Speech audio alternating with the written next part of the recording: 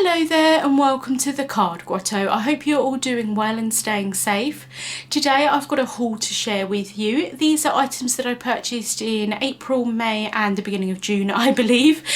Time is just really weird at the moment. I have no idea what week or what day or month we're in. I'm sure that's you know, the same for a lot of you as well. But I wanted to share with you what I've purchased the last couple of months. I know it's difficult at the moment whether to purchase or not to purchase kind of thing, but I did want to continue to support the small craft shops especially. I'm sure they could really do with our business at the moment, so that's what I have done. So first of all, I made a few orders from Bumbleberry Crafts and I picked up this first item that's not going to fit in the screen of the camera, but this is the Altenew craft mat. This is a self-healing craft mat. One side is black with inches on and the other side is grey with centimetres on. I do use the inches side, that's what I've been having out.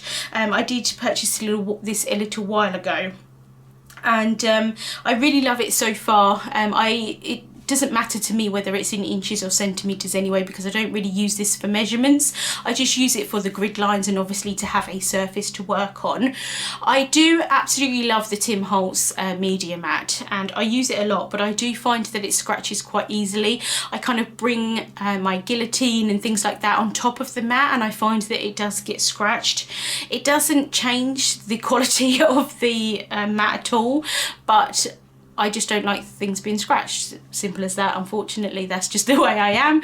So I tend to have a mat on top of that. And so sometimes I just use the mat that's on top of it. But if I'm doing anything like ink blending or stuff like that, then I'll take the mat off and I'll use the glass media mat underneath. But because of that, obviously I have the mat on top. So I've been using one that I've had for years upon years upon years, maybe about 7 or 8 years. And that's the Copic one and I absolutely love it. But it's really dirty now. And so I thought it was time for me to get a new craft mat. And I really love this Altenew one. In the middle there is like some lines for the like an A2 sized card base, and so if you wanted to know where the exact middle is of the card base or something like that, for example, that's really quite helpful to have, and that's in horizontal and vertical as well. So it's quite nice just to have that feature on the mat. The grid lines are really nice and bright white as well, and I find that it's quite easy to clean up. I've had no problems or anything like that. And in terms of using a craft knife on it, you can barely see any indentation off, like straight after you've cut or anything like that, and that's obviously what a self-healing mat is supposed to do. But I just find it really great quality.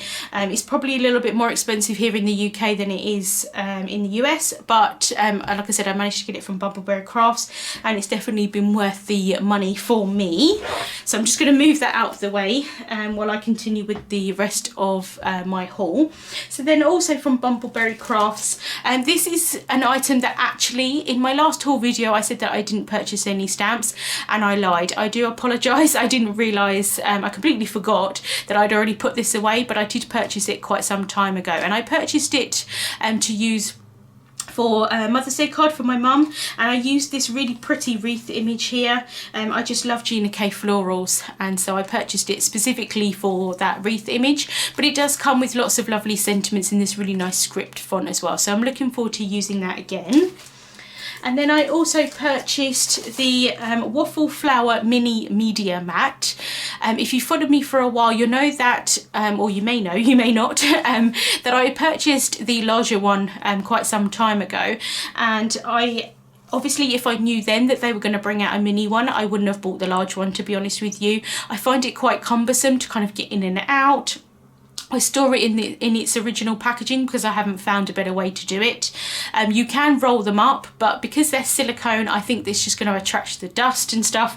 I don't want that, so I kept it in its original packaging, and it's just really large to get in and out. So I'm glad that they brought out a mini version of it. It's really nice for reverse stamping. It's actually really quite helpful for reverse stamping or mirror stamping, whatever you want to call it. So it works for that nicely, but it also works if you've got little die cuts cuts and they kind of stick to it, not stick to it, but they don't move as much. So when you're ink blending, you don't have to kind of like hold it down with your fingers and get fingerprints in it and stuff like that. So I'm glad that they brought out a small version, and I'm sure I'll use this a lot more. And that also, sorry, I forgot to say, comes in a little bag. This is the little bag that it comes in, and so you can just take it in and out of the bag, which is really helpful, so I can just keep it in that. And then I also purchased a new roll of the Therm purple tape, because I've got through quite a lot of it recently. My other roll of the smaller version, they've changed it and it's now purple with white flowers for some reason. I really like the old one, so I'm not quite sure why they changed the look of it, but they obviously did it for some reason, maybe to distinguish between the newer version and the older version. But so I picked up that. And then I also picked up 2 packs of their flock transfer sheets. I bought the Deco Foil Duo Transfer Gel in my last haul video that I shared, and I wanted to do some experimenting with it to be able to use it without a laminator for foil and things like that. And I thought that I would get some transfer sheets to be able to use it with as well, because you can just run that through your die cutting machine, and I thought it would work quite nicely just to see how it works basically. And I was planning on doing a video on that, and unfortunately I wasn't very well, so I haven't had a chance to do that, but hopefully I'll get a chance to do that soon, so I'm looking forward to trying that out. Then I made a few orders from Seven Hills Crafts, and I picked up the really rainbow pack of paper from Lawn Fawn. This had been out of stock for some time. Obviously rainbows are really quite popular, so I understand why it was out of stock for a little while, but they got it back in.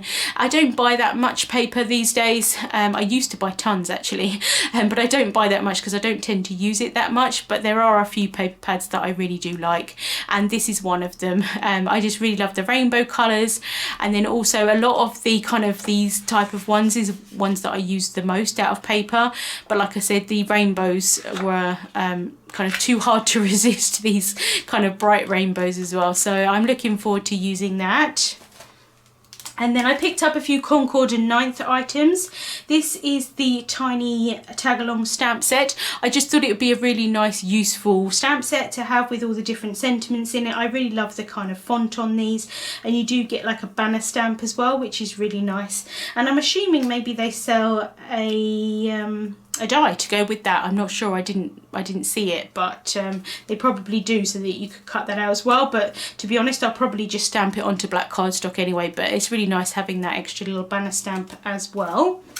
And then I also purchased this is the Brighter Days stamp set with the rainbows.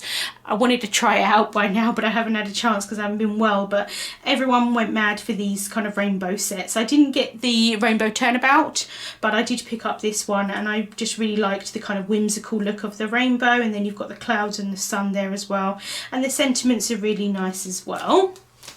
And then I picked up 2 die sets. This is the Tool Type Numbers dies, which I have already used. And then I also picked up the Tool Type Alphabet dies as well, which are really nice. And I actually found these via Ardith's video. She did a video on craft storage, which I'll link to down in the description box if you want to go and check it out, and she was just showing how she stores different dies and stamps and things like that, and I just happened to see that this was one of the sets that she flicked through, and I fell in love with the font of these dies, so that's how I found it. So thank you very much, Ardith, if you happen to be watching. But I just love it. I just really love the font of these, kind of like tall skinny ones, and just kind of like whimsical, I suppose, just really nice. So I'm looking forward to using those, and like I said, I have used the numbers already. Really great for personalising. And then I made an order from Crafty Charlie, and I picked up a few Doodlebug items. I picked up some of the shape sprinkles in Winter Hugs, because I don't already have enough sprinkles. I only have them all, you know, no joke. I don't quite have them all, but I have a lot. I don't really need any more, but I absolutely love these colours. These are my colours.